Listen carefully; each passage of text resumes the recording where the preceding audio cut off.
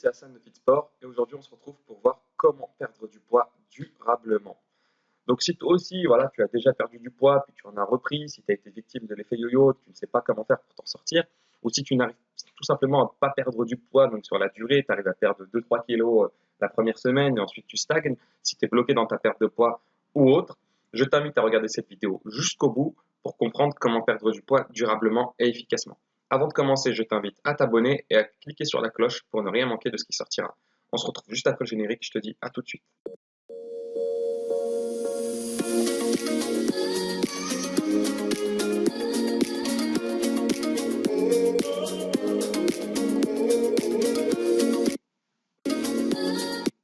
Avant de commencer, sache que tu peux retrouver tous mes guides en description. Ce sont des guides gratuits et ils sont là pour t'aider à perdre du poids durablement et efficacement aussi. On démarre. Donc la première chose à faire, c'est de ne pas se servir des astuces miracles. Donc si tu veux perdre du poids durablement, voilà, il faut comprendre que ces choses-là, ces astuces miracles ne fonctionnent pas. Ou si elles fonctionnent, bah voilà, c'est pas dans la durée. Ça va te permettre de perdre 1 ou 2 kilos comme ça, par-ci, par-là. Mais il n'y a rien de concret. Pourquoi? Parce qu'en fait, tu ne crées pas de nouvelles habitudes.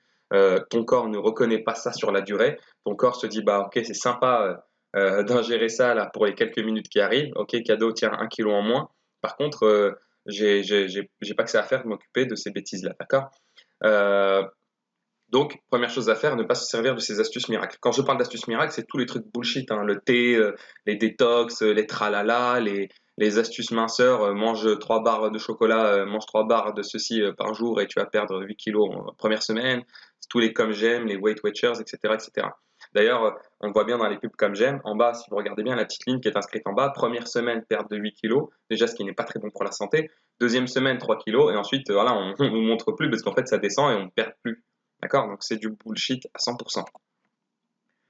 Et voilà, pour les astuces miracles qui donnent des résultats, les résultats ne tiennent pas, on les reprend soit rapidement, ou alors ça marche une semaine et puis plus rien. Donc voilà, ne pas croire aussi au régime, perdre 5 kilos en une semaine, donc ça peut être dangereux pour votre santé. Ce qu'il faut savoir, c'est qu'il y a un bon rythme de perte de poids à avoir, et ce rythme de perte de poids, c'est généralement de 0,5 à 2 kilos par semaine. Pas plus, au-delà, ça peut être dangereux pour votre santé. Donc économisez votre argent et c'est cadeau pour vous. La deuxième chose, ça va être de vérifier que le protocole que l'on met en place contient tous les critères d'un bon régime. Alors ce qu'il faut savoir, c'est que les scientifiques ont mis en place voilà, différents critères qui permettent de dire, tiens, ça c'est un bon régime, ça c'est un mauvais régime. Le problème, c'est que ces critères ne sont pas connus du grand public. Et, euh, ce qu'il faut savoir, c'est que j'en ai fait une vidéo. Donc vous pouvez aller voir donc, sur ma chaîne YouTube. J'ai une vidéo qui s'appelle Les critères d'un bon régime. Et de tête, je crois qu'il y a 5 critères qui vont vous permettre voilà, de définir ce qu'est un bon régime de ce qu'est un mauvais régime. Et ça va vous permettre aussi de ne plus jamais tomber dans le piège voilà, de ceux qui essaient de vous escroquer de l'argent en vous vendant quelque chose qui ne fonctionnera pas. Donc vous retrouvez donc cette vidéo, elle est en description aussi. Troisième chose, ça va être cibler l'origine de ces problèmes. Alors, si tu veux perdre du poids durablement, en réalité, c'était peut-être la première chose même à mettre, ça va être de comprendre pourquoi aujourd'hui tu en es là, de comprendre qu'est-ce qui t'a fait perdre du poids. Donc là, je te donne quelques éléments. C'est une liste incomplète. Si tu veux la liste complète, tu as encore une fois accès donc, à mon guide gratuit qui est Mincir en un quart d'heure. Dans ce guide, dans cette mini formation, j'ai mis donc voilà la liste complète des choses qui peuvent être à l'origine de tes problèmes. Donc là, la liste est incomplète, donc probablement que tu as arrêté de fumer, ton alimentation est surchargée, tu es sédentaire, tu as un problème hormonal. Et voilà. Donc dans le guide, ce qu'il faut savoir, c'est que j'apporte des réponses à tous ces éléments-là. Et il y en a bien d'autres. D'accord? À toi de cibler l'origine de tes problèmes et d'appliquer la réponse que je te donne en retour. Quatrième chose à savoir, ça va être de ne pas sauter de repas. Donc ça, ce qu'il faut savoir, c'est qu'on peut très facilement perdre du poids en ne sautant aucun repas. Je vais même aller plus loin. On peut très bien perdre du poids en ne ressentant quasiment pas la faim. C'est possible de ne pas avoir faim et de perdre du poids. Il ne faut pas mélanger les deux choses. Ce n'est pas parce que tu as faim que tu es en train de maigrir. Et ce n'est pas parce que tu n'as pas faim que tu n'es pas en train de maigrir. Et voilà, donc sauter un repas, forcément, ça entraîne des frustrations. Et plus tu frustres ton corps, et ce qu'il faut savoir, c'est que tu ne gagneras jamais contre ton cerveau, tu ne gagneras jamais contre tes hormones. D'ailleurs, tu le sais probablement, quand tu es voilà, en période de menstruation, tu vois bien que ton humeur change, ton comportement change. Et tout ça, c'est tes hormones. En réalité, tu te fais dicter ton comportement, par tes hormones. Et donc, si ça fonctionne tous les mois à cause des menstruations, sache que ça fonctionnera aussi pour les frustrations, etc., etc. On n'est pas maître de tout, on ne maîtrise pas à 100% notre corps. Ok? La cinquième chose, ça va être de créer de bonnes habitudes. Donc, si vous parvenez à perdre du poids sans créer de nouvelles habitudes, qu'est-ce qui va se passer? Donc, admettons, je commence un régime. Et donc voilà, je m'y mets à fond, je perds un peu de poids, mais que je n'ai pas créé de bonnes habitudes, de nouvelles habitudes. Bah forcément, dès que j'aurai fini mon régime, je vais retomber dans mes travers, je vais continuer à faire ce que je faisais de mal avant. Et donc, qu'est-ce qui va se passer? Bah, je vais reprendre du poids. Donc, c'est l'une des explications à l'effet yo-yo. Donc, là maintenant, la question, ça va être donc comment créer de bonnes habitudes. Une astuce qui peut être très simple, ça va être de raccrocher vos nouvelles habitudes à d'anciennes habitudes que vous avez déjà.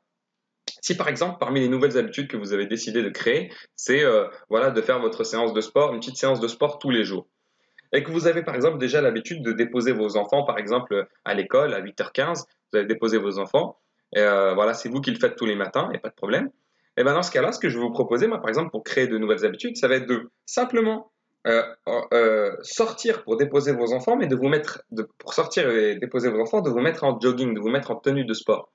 Rien que le fait de vous mettre en tenue de sport, si vous sortez déposer vos enfants, vous verrez que vous irez beaucoup plus facilement faire votre séance juste après. Donc voilà, une des astuces, ça va être de raccrocher les petites bribes de nouvelles habitudes à d'anciennes habitudes qui sont déjà bien ancrées.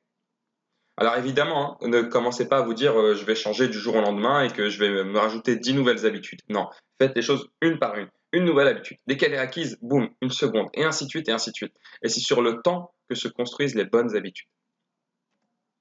Le point suivant, donc, ça va être d'avoir une alimentation saine. Ce qu'il faut savoir, c'est que l'alimentation, c'est le nerf de la guerre.